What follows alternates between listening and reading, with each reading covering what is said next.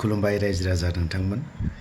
Tiger is bake बेखिनि बाथ्राखौ लालायनानै गोबां दान्थे बिदान्थे जादों।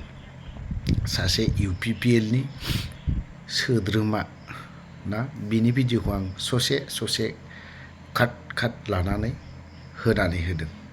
दे बिनि भिडिअखौ आं गाबोननो बेलासियाव नङाब्ला सम मोनोब्लानो गाबोन लाबोगोन। बिनि सायाव कास्टमखौ बुंदों, बिथाङा बुंदों मा 2008 आरो 12 नङा होमबा बेनि जाथायफोरखौ लानानै बाथ्रा बुंदों। 2008 आरो 2012 बिनि जाथायखौ बुंनो थाङोब्ला नोंबो थांगोन बैयावहाय माबा मोनसेयाव। ओंखायनो बेखिनि जाथायखौ आं बुंथ'ला। बुङोबा नोंनावबो नांगोन। नों जेसेबां नायखो दावनानै खुदै गार, नोंनि मोखाङावनो गोग्लैगोन बियो। नों बर' हारिनियावनो गोग्लैगोन बियो बे खुदैया। ओंखायनो बेखौ आं बुंनो थाङा। दा सासे माइन'रिटिनि सासे BPF दोलोनि गोख्रों जोंनिया आदै राकेशनि सायावसो माखासे बाथ्रा बुंदों। खोनासंनानैबो लानि सोर बियो, माइन'रिटिनि सोर, मा बाथ्रा बुंदों, नंगौना नङा।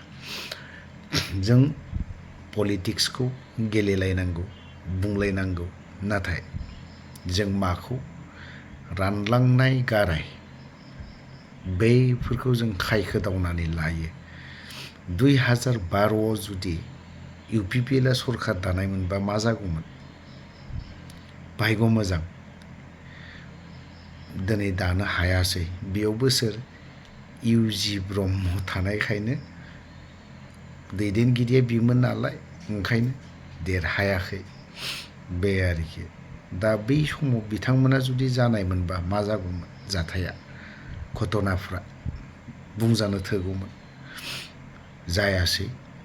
बिसोरनि नारा नाथा नाजानायाव खम देरहाबाय थादों बै समावहाय पार्टिया UPPLआ। दा जाहैबाय बेफोर बाथ्राखौ बुङोब्ला रासिन बे दोलोनावनो गोग्लैजोबगोन। बै 2008नि 12नि मालिकफ्रा नोंसोरनावनो जोब दा बुंनायफोरबायदि जायो। ओमफ्राय बे मालिकफोरानो न' गोजौआवसो थांला जोबगोन। मोनथिबाय?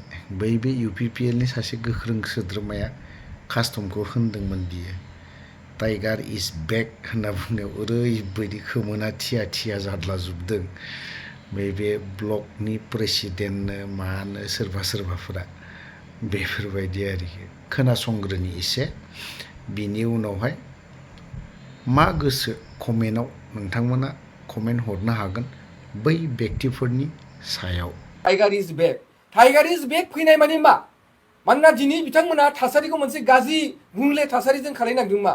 जेराव मोजां मोनसे थासारि जाखानायखौ जे हाग्रामा महिलारिया जे थांनाय 2008, 2012, 2014 गोबां जोंनि गेजेराव दाङाबाजि, गोबां जोंनि गेजेराव थैनि बाना, गोबां जोंनि गेजेराव मानसि थैलांबाय।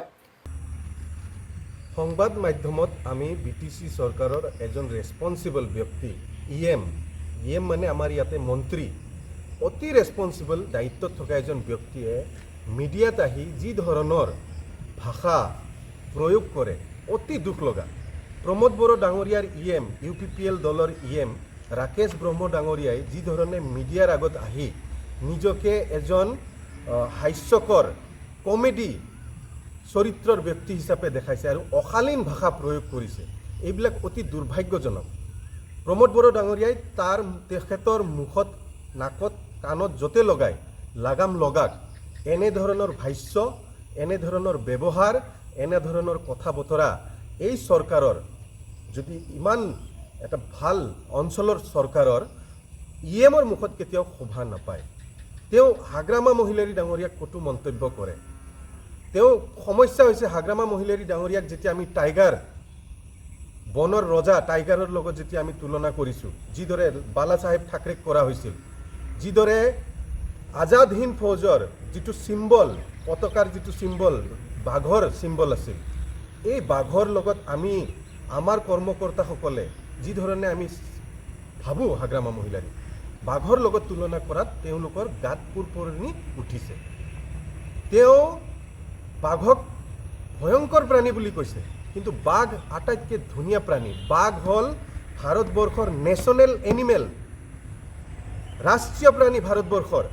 গোটেই পৃথিৱীৰ পৰা বিভিন্ন অঞ্চলৰ পৰা য'ত বাঘ নাই, ভাৰতত বাঘ চাব আহে, কাজিৰঙাত বাঘ চাব আহে, মানাছত বাঘ চাব আহে, বিভিন্ন ফৰেন টুৰিষ্ট আহে, দেশৰ বিভিন্ন ৰাজ্যৰ পৰা মানুহ আহে, বাঘ চাবৰ কাৰণে আহে। নৰখাদক বুলি চাব নাহে, এটা একদম বনৰ ৰজা, এটা ধুনীয়া আকৰ্ষণীয় প্ৰাণী বুলি চাব আহে। আৰু আমি হাগ্ৰামা মহিলাৰী ডাঙৰীয়াক তেনেকুৱা সাহসী ধুনীয়া কল্পনা কৰোঁ।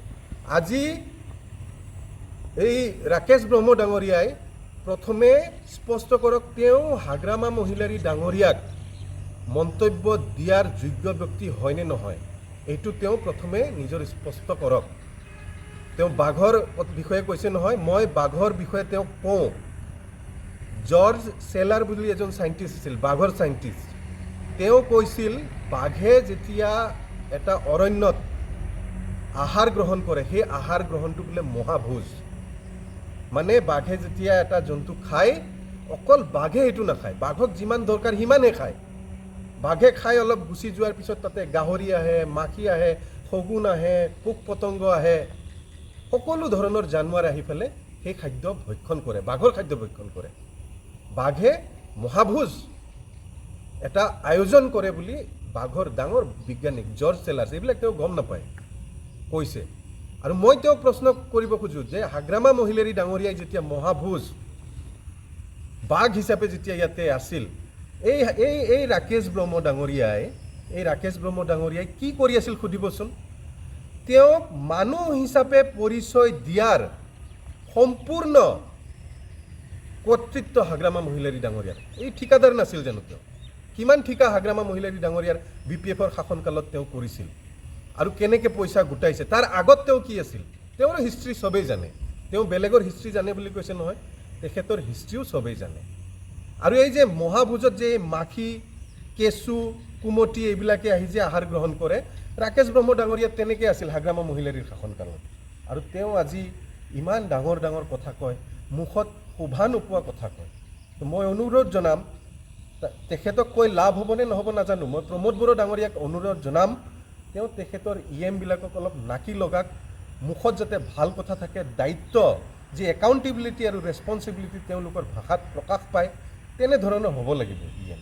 তেতিয়াহে এই অঞ্চলটোৰ যিটো শোভা, এই শোভাটো প্ৰকাশ পাব।